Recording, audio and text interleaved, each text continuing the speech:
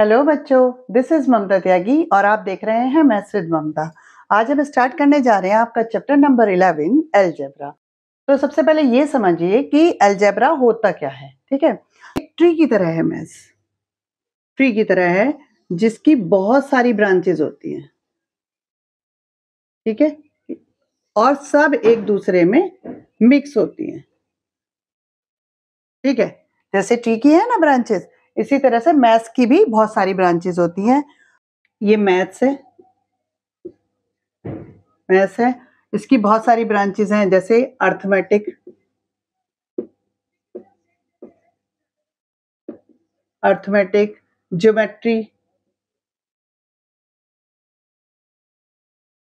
Geometry हो गया, algebra, इस तरह से और भी बहुत सारी होती हैं। ठीक है, अभी आपने इतने को ही पढ़ा है, अर्थमेटिक और ज्योमेट्री पढ़ा है, अलजेब्रा पढ़ने जा रहे हो, बाकी और भी बहुत सारी होती हैं। तो आपने अर्थमेटिक जो पढ़ा वो क्या पढ़ा था? अर्थमेटिक में आपने जैसे नंबर्स पढ़े थे 1 2 3 अप टू इनफाइनाइट। ठीक, ये पढ़ा था कि नंबर्स कितने टाइप के होते हैं। जैसे आपने पढ़ा कि होल नंबर होते हैं, नेचुरल नंबर होते हैं। ठीक है, और इनके ऑपरेशंस कैसे अप्लाई किए जाते हैं। ऑपरेशन मतलब प्लस, माइनस, मल्टीप्लीकेशन, डिवीजन, ये या इनकी प्रॉपर्टीज क्या क्या होती हैं, जैसे commutative property, closure property, associative property, ये सब सीख चुके हो आप। तो ये सब आपने किसमें सीखा? अर्थमेटिक के अंदर। ठीक है, अब जब ये सब के साथ में आपने फिगर्स की भी स्टडी करनी शुरू करी। फिगर्स मतलब जैसे रेक्टेंगल, स्क्वायर, ट्राइंगल या क्यूब, क्यूबॉइड, ये सब चीज 2D या 3D फिगर्स की जब हम स्टडी करते हैं। 2D फिगर्स कौन सी होती हैं? जिनमें केवल लेंथ और विड्थ ही होती है। ये 2D फिगर है जिसमें लेंथ और विड्थ है। 3D फिगर कौन कौन सी होती है? जैसे ये बॉक्स हो गया, या इस तरह की फिगर हो गई, या ये फिगर हो गई। तो इस तरह की चीजें जो फिगर्स होती हैं वो 3D होती हैं, ये 2D होती हैं। तो 2D या 3D इन फिगर्स की भी स्टडी करते हो इन सब के साथ, तो वो वाली ब्रांच जो है मैथमेटिक्स की वो बोली जाएगी ज्योमेट्री। ये सब चीज आप स्टडी कर चुके हो, अर्थमेटिक भी और ज्योमेट्री का भी, क्योंकि अभी आपने स्टार्टिंग ही करी है। अभी बहुत वाइड होता है, लेकिन आपकी क्लास में थोड़ा थोड़ा इंट्रोडक्शन ही है इन ब्रांचेस का। ठीक है, तो अर्थमेटिक में आपने सीखा नंबर्स, ज्योमेट्री में नंबर्स के साथ फिगर्स भी सीखी आपने। अच्छा जी, नेक्स्ट आ जाता है कि अगर इन नंबर्स और फिगर्स के साथ आपको लेटर्स भी देखने को मिल जाए। लेटर्स मतलब जैसे 2x, 2 के साथ x भी देखने को मिल गया, या 3y + 2, या 4l - 6। मैथ्स की जिस ब्रांच के अंदर आपको नंबर्स के साथ लेटर्स भी देखने को मिलते हैं उसे बोलते हैं अलजेब्रा। क्लियर हो गया? तो ये वाली ब्रांच में आपको और कुछ नहीं, साथ में नंबर्स और ये सब चीज जो अब तक पढ़ा है वो सब तो पढ़ना ही है, साथ में लेटर्स भी समझना होगा कि मैथमेटिक्स में लेटर्स कैसे यूज किए जाते हैं। इनको बोलते हैं वेरिएबल। जैसे x यहाँ वेरिएबल है, 2 कांस्टेंट है, यानी कि 2 की वैल्यू चेंज नहीं होगी और x की वैल्यू चेंज हो सकती है। वेरी मतलब VARY, वेरी मतलब चेंज। ठीक है, तो वेरी का मतलब चेंज होना, तो वेरिएबल मतलब जिसकी वैल्यू चेंज होती रहती हो। तो यहाँ सिचुएशन के अकॉर्डिंग x की वैल्यू चेंज हो सकती है, लेकिन 2 की वैल्यू चेंज नहीं होगी। किसी भी सिचुएशन में अगर 2 लिखा जाएगा तो उसका मतलब 2 ही होगा। ऐसे ही 3 की वैल्यू हमेशा 3 ही रहेगी। y की वैल्यू चेंज हो सकती है, तो y वेरिएबल है, 3 कांस्टेंट है। यहाँ l वेरिएबल है, 4 कांस्टेंट है। तो इस तरह से कुछ भी लेटर आपको देखने को मिल सकता है, x, y, z, l, m, n, या अल्फा, बीटा, गामा, या इस तरह के और भी कोई सिंबल। आप जरा समझिए कि किसी वेरिएबल की वैल्यू कैसे चेंज हो सकती है। ठीक है, मान लीजिए अभी आपने इससे पहले वाले चैप्टर में सीखा था पेरीमीटर। ठीक है, पेरीमीटर क्या सीखा था कि अगर किसी भी रेक्टेंगल की लंबाई l है और विड्थ बी है, तो पेरीमीटर क्या होगा 2 मल्टीप्लाई एल प्लस बी, यही होगा ना। अच्छा, यहां तो एल और बी दे रखी है, अगर एल और बी ना हो करके मैं बोलूं कि 10 मीटर लेंथ है एंड 5 मीटर विड्थ है, तो इस गार्डन की पेरीमीटर क्या होगी? तो पेरीमीटर क्या होगा 2 मल्टीप्लाई लेंथ की जगह हमने क्या लिख लेंगे 10 एंड विड्थ की जगह क्या लिखेंगे 5। इट्स मीन्स 2 मल्टीप्लाई 15 और इसको आगे सॉल्व कर लेंगे। तो देखो यहाँ पे एल की वैल्यू 10 रखी, बी की वैल्यू 5 रखी, लेकिन 2 एज इट इज है। अच्छा, इसे हम सॉल्व कर लेंगे तो इसका पेरीमीटर निकल जाएगा। लेकिन अगर किसी और गार्डन के बारे में बात कर रहे हो और 10 और 5 ना हो करके लेंथ 12 सेंटीमीटर और विड्थ 6 सेंटीमीटर है, तो पेरीमीटर कैसे निकलेगा? 2 मल्टीप्लाई लेंथ की जगह 12 रख लिया और विड्थ की जगह 6 रख दिया, तो 2 मल्टीप्लाई 18। तो इस तरह से हम इसे आगे सॉल्व कर लेंगे। इट्स मीन हर रेक्टेंगल के लिए एल की वैल्यू डिफरेंट हो जाएगी और बी की वैल्यू डिफरेंट हो जाएगी, लेकिन 2 की वैल्यू वही रहेगी। तो ये जो एल की वैल्यू बार बार वेरी कर रही है, बार बार चेंज हो रही है, इट्स मीन यहाँ एल और बी क्या है वेरिएबल, हर सिचुएशन में चेंज हो रहे हैं, तो ये क्या हो गए वेरिएबल। तो यही सब चीज सीखेंगे हम अलजेब्रा में। क्लियर हो गया? तो अलजेब्रा में ये जो आप देखते हो ये वेरिएबल या जो लेटर्स हैं, इनकी हेल्प से हम किसी भी स्टेटमेंट को फॉर्मूले की फॉर्म में लिख सकते हैं, एक जर्नल वे में लिख सकते हैं या एक यूनिवर्सल वे में लिख सकते हैं। जैसे कि एल और बी आपने लिख दिया, तो किसी भी रेक्टेंगल की पेरीमीटर निकालनी है, चाहे उसकी लेंथ कुछ भी हो चाहे विड्थ कुछ भी हो, फॉर्मूला यही लगेगा। तो किसकी हेल्प से हमने बना पाए ये फॉर्मूला? एल और बी और पी की हेल्प से। ये तीनों क्या है वेरिएबल। ये जैसे जैसे एल और बी की वैल्यू चेंज करोगे वैसे वैसे पी की वैल्यू चेंज होती चली जाएगी, लेकिन चेंज होगी। It's mean these are variable.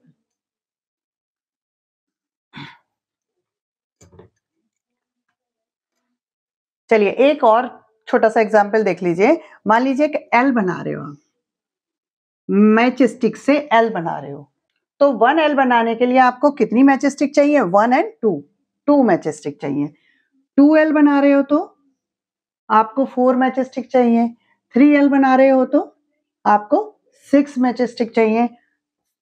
4 L बना रहे हो तो आपको 8 मैच स्टिक चाहिए and so on.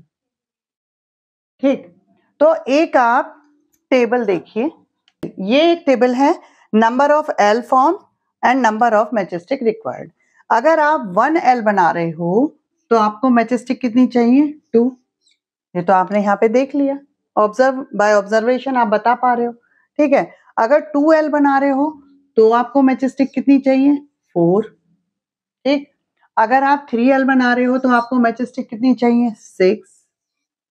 Okay, 4 L बना रहे हो तो आपको मैच स्टिक कितनी चाहिए? 8। क्लियर? इट्स मीन जितने एल आप बना रहे हो उससे जस्ट डबल आपको मैच स्टिक चाहिए। जितने भी एल बना रहे हो उसमें 2 की मल्टीप्लाई कर दो, इतने मैच स्टिक आपको चाहिएंगे।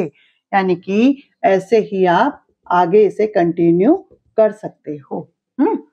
इसका मतलब क्या हो गया? Number of match stick required कितनी हो गई? 2 मल्टीप्लाई नंबर ऑफ एल। ठीक, अब ये जो नंबर ऑफ एल है इसकी जगह अगर मैं एन रख दूं तो ये किसके बराबर हो जाएगा? 2 मल्टीप्लाई एन। ठीक, where n is the number of L. It's mean क्या आपको समझ में आ रहा है कि आपको जितने भी एल बनाना है और ये पता करना है कि इतने एल बनाने के लिए कितनी मैच स्टिक चाहिए, तो आपको एल बना करके देखने की जरूरत नहीं है, बस 2 से मल्टीप्लाई कर दीजिए। जैसे कि ये बताया जा रहा है ना, नंबर ऑफ मैच स्टिक कितनी is equal to 2 multiply n. तो आपको अगर 40 एल बनाने हैं तो इसके लिए कितनी मैच स्टिक चाहिए? 2 multiply 40 that is 80 match stick चाहिए। ना आपको 40L बना के देखने की जरूरत है, ना उन्हें काउंट करने की जरूरत है। जस्ट क्या करना है, आपको 40 को 2 से मल्टीप्लाई कर देना है, आंसर आ जाएगा। मान लीजिए 500 आपको L बनाने हैं और 500L में कितनी मैचेस स्टिक चाहिए ये पता करना है। तो 500L बनाने तो N की जगह क्या कर दें, 500 लिख दीजिए, ठीक है, यानी कि 1000 मैचेस स्टिक आपको चाहिए। तो इसका मतलब जितने भी आपको L बनाने हैं बस N की जगह वो वैल्यू रख दीजिए और 2 से मल्टीप्लाई करके आप मैचेस स्टिक के नंबर्स निकाल सकते हो। तो कितना इजी हो जाता है, ये लेटर्स कितने इंपॉर्टेंट हैं। अब आपको समझ में आया कि कितनी भी बड़ी से बड़ी स्टेटमेंट को ये इजी फॉर्म में और जर्नल वे में, यूनिवर्सल फॉर्म में लिख सकते हैं। तो अभी तो आपने L बनाना सीखा, इस तरह से आप C भी देख सकते हो कि ये 3 मैचेस स्टिक चाहिए 1C बनाने के लिए। 2C बनाने के लिए आपको 6 मैचेस स्टिक चाहिए, 3C बनाने के लिए 9 मैचेस स्टिक चाहिए, इस तरह से चाहिए। तो इसका मतलब क्या हो गया, नंबर ऑफ मैचेस स्टिक कितनी हो जाएंगी, जितने भी आपको C बनाने हैं उसमें मल्टीप्लाई कर दीजिए 3 की, तो 3N मैचेस स्टिक चाहिए आपको। और ये भी जरूरी नहीं है कि आप N ही लिखो, कोई भी लेटर लिख सकते हो, XYZ, LMN, कुछ भी लिख सकते हो। मान लीजिए 50C बनाने हैं, उसके लिए कितनी मैचेस स्टिक चाहिएंगी आपको, 3 से मल्टीप्लाई कर दीजिए 50 की, दैट इज 150 मैचेस स्टिक चाहिएंगी। ना तो 50C बना करके देखने की जरूरत है और ना उन्हें काउंट करने की जरूरत है, जस्ट 3 से मल्टीप्लाई करने की जरूरत है। इस तरह से आप बहुत सारे लेटर बना सकते हो।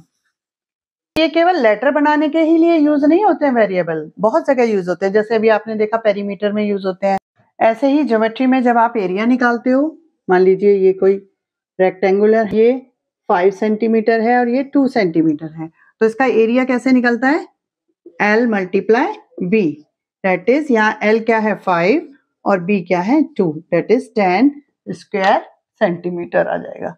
ठीक, इसी तरह से कुछ और हो, ये 10 हो और ये 8 हो, तो क्या करोगे, यहाँ पे L की जगह 10 कर दीजिए और B की जगह 8 कर दीजिए, इसको सॉल्व कर लीजिए। अर्थमेटिक में भी आपने कम्यूटेटिव प्रॉपर्टी सीखी थी, A plus B is equal to B plus A। It's mean A और B की जगह कोई भी होल नंबर रखोगे तो A plus B B plus A के बराबर ही आएगा। दैट इज अगर आप A की वैल्यू 4 और B की वैल्यू 6 रखो तो A की वैल्यू 4 हो गई, B की वैल्यू 6 हो गई, B की वैल्यू 6 है, A की वैल्यू 4 है, तो इधर भी 10 आ जाएगा और इधर भी 10 आ जाएगा। इट्स मीन दोनों तरफ left hand side and right hand side will be equal. जब A 4 है और B 6 है। अगर A और B की वैल्यू कुछ और रख दें, हम A की वैल्यू 10 रख दें और B की वैल्यू 7 रख दें, हाँ, तो ये 10 है, ये 7 है और यहाँ B 7 है और A 10 है, तो इधर भी 17 आएगा और इधर भी 17 आएगा, इक्वल टू की दोनों साइड बराबर होगी। तो इसका मतलब A प्लस B और B प्लस A बराबर होगा, चाहे A और B की वैल्यू कोई भी होल नंबर आप रखो। ठीक है, इसी तरह से कम्यूटेटिव प्रॉपर्टी में आपने सीखा था, एक मल्टीप्लाई के लिए भी थी, A multiply B is equal to B multiply A।